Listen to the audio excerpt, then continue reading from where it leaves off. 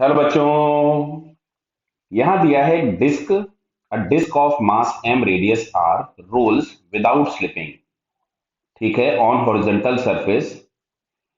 सबसे पहले समझ लीजिए, अगर विदाउट स्लिपिंग है यानी प्योर रोलिंग कर रही है तो यहाँ पे रिलेशन हम लोगों के पास होता है V C is equals to R omega. मतलब जो सेंटर की वेलोसिटी है वो आर ओमेगा के बराबर होगी, जो कि यहाँ पे वी नॉट दिया गया है आपके पास सेंटर की वेलोसिटी। क्लियर है क्या? तो ये V naught is equals to R omega. आगे पढ़ते हैं।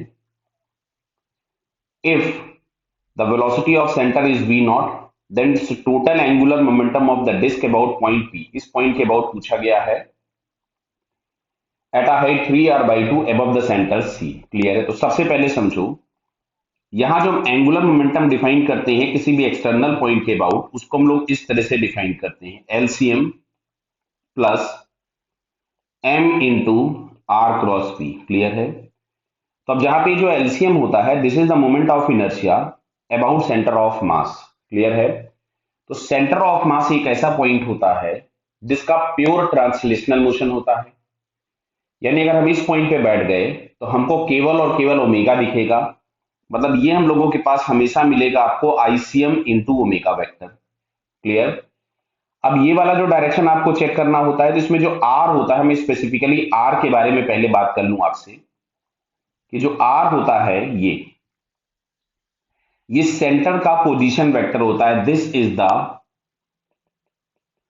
Position vector of centre from rotation axis. Clear? और ये जो v होती है ये सेंटर की वेलोसिटी होती है। क्लियर है क्या बेटा? अब देखो ध्यान से, यहाँ पे अगर ये दोनों वेक्टर सेम डायरेक्शन में, जैसे यहाँ पे मैग्नीट्यूड के फॉर्म में दिया है, तो हम लोगों को ये देखना होगा कि ये वाला वेक्टर और ये वाला वेक्टर अगर सेम डायरेक्शन में है तो बाद में हम मैग्नीट्यूड सेट कर देंगे, और दोनों वेक्टर्स अगर अलग अलग होंगे तो हम दोनों के मैग्नीट्यूड्स को सब्ट्रैक्ट कर देंगे, डायरेक्शन अगर अलग अलग होगा। तो आईसीएम जब डिस्क दिया था तो डिस्क का मोमेंट ऑफ इनर्शिया होगा mr² by 2 सेंटर के अबाउट इंटू ओमेगा। ये जो सेंस ऑफ रोटेशन दिया है, तो यहां से हमको दिख रहा है कि ओमेगा वेक्टर जो है that is inside the plane. ये कैसे पता चला? कि हम सर्कुलर मोशन में पढ़ के आए हैं कि एंगुलर वेलोसिटी का डायरेक्शन हम निकालते हैं राइट हैंड रूल से। तो राइट हैंड की फिंगर्स को अगर हम रोटेट करें ओमेगा की डायरेक्शन में, जरा हाथ घुमाइए अपना, तो आप देखेंगे thumb is going inside the plane, यानी ओमेगा इनसाइड है। अब ये आती है आर क्रॉस बी का डायरेक्शन चेक करना। तो पी पॉइंट के अबाउट अगर हम देखेंगे तो जो आर वेक्टर हम लोगों के पास होगा वो ये वाला होगा, ये है आर वेक्टर। क्लियर बताइए?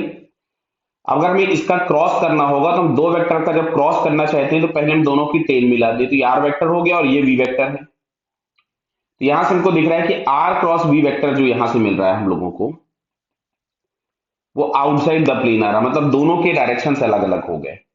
तो ये वाला तो हम लोगों के पास एम आर स्क्वायर ओमेगा मिल गया, mr² by 2 इंटू ओमेगा।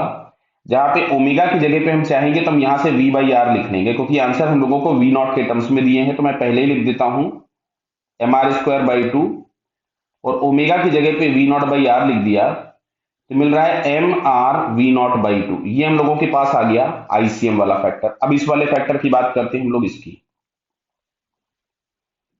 तो इसको हम लोग ऐसा लिखते हैं m इंटू वी, मतलब मास इंटू वेलोसिटी का मैग्नीट्यूड इंटू रोटेशन एक्सिस से परपेंडिकुलर डिस्टेंस। तो वेलोसिटी का जो डायरेक्शन ये दिया गया है आपको, इससे रोटेशन एक्सिस से जो परपेंडिकुलर डिस्टेंस है वो आपको क्वेश्चन में दी है 3r/2 above the centre C. Clear? ये हो गया एम वी नॉट और परपेंडिकुलर डिस्टेंस हो गई 3r/2। लेकिन ये डायरेक्शन इनसाइड द प्लेन थी और ये डायरेक्शन आउटसाइड द प्लेन थी। तो अब जो रिजल्टेंट आएगा वो बड़े वाले वेक्टर की डायरेक्शन में होगा, और बड़ा वेक्टर हमको दिख रहा है आउटसाइड द प्लेन। तो यहाँ पे जो एल हम लोगों के पास फाइनल मिलेगा, दोनों को पहले मैं माइनस कर लेता हूं। ये दिख रहा था mr v0/2। क्लियर? और इसको मैं माइनस कर देता हूं, ये मिल रहा है mv0 3r/2। तो फाइनली आपके पास मिलेगा minus of mv0 into are. तो ये जो मैग्नीट्यूड इसका हम लोगों को मिला, तो मैग्नीट्यूड हमारे पास आ रहा है mv0 इंटू आर, और डायरेक्शन इसका जो मिलेगा वो आउटसाइड। मतलब अगर मैं एल का मॉड लिख दूं तो mv0 into R and its direction is outside. अगर यहाँ पे कहीं एक्स एक्सिस और वाई एक्सिस फॉर एग्जांपल ऐसा डिफाइन कर देते कि मान लो ये एक्स एक्सिस है ये वाई एक्सिस है, तो बेटा आउटसाइड डायरेक्शन हम लोगों को समझ में आ रहा है जेड एक्सिस होगा। मान लो हो सकता है कभी आपको ये वेक्टर फॉर्म में लिखा हुआ मिल जाए, तो जो एल फाइनल हम लोग लिखेंगे वो ऐसा लिखेंगे M V naught R times plus K cap. Clear है बेटा? तो M V naught into R जो हम लोगों को मैग्नीट्यूड दिख रहा है वो फोर्थ ऑप्शन में दिख रहा है, so finally it's fourth option is correct. Clear बेटा? Okay, all the best.